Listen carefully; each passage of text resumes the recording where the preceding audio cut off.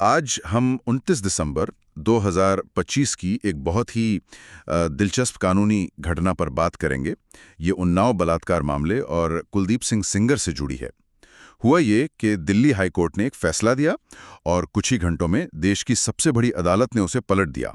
तो चलिए समझते हैं कि उस दिन हुआ क्या था।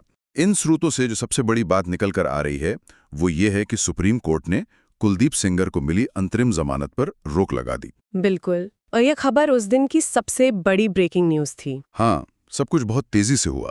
यहाँ जो बात सबसे ज्यादा ध्यान खींचती है वो है सुप्रीम कोर्ट का सीधा दखल।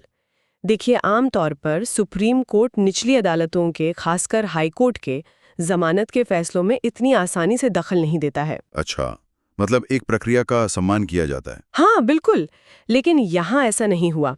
ये एक बहुत ही असाधारण कदम था। तो यही मेरा अगला सवाल था कि हाईकोर्ट के फैसले को इतनी जल्दी रोक देना, क्या ये आम बात है? नहीं, बिल्कुल नहीं। ये बहुत बड़ी और अनोखी बात है। जब सुप्रीम कोर्ट किसी हाई कोर्ट के आदेश पर रोक लगाता है तो इसका मतलब है कि वो फैसला उसी वक्त, मतलब तुरंत, रुक जाता है।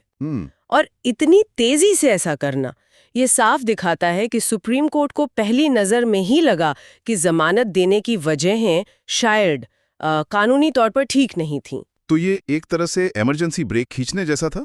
हाँ, बिल्कुल सही शब्द है, इमरजेंसी ब्रेक। तो मतलब बात सिर्फ प्रक्रिया की नहीं थी, सुप्रीम कोर्ट जमानत देने के आधार पर ही सवाल उठा रहा था। सही।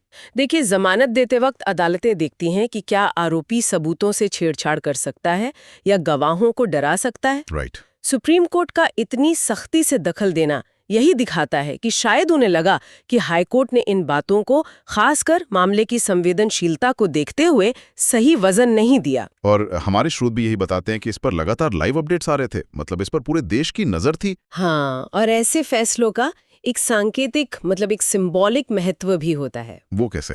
जब सुप्रीम कोर्ट किसी हाई प्रोफाइल मामले में ऐसा करता है तो वो निचली न्यायपालिका को एक कड़ा संदेश भेजता है। संदेश ये कि ताकतवर लोगों से जुड़े संवेदनशील मामलों में ज्यादा सावधानी बरतने की जरूरत है।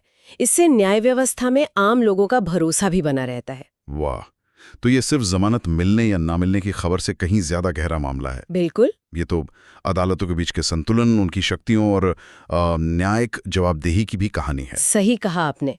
एक हाई कोर्ट का फैसला और उस पर सुप्रीम कोर्ट का एक तरह से वीटो।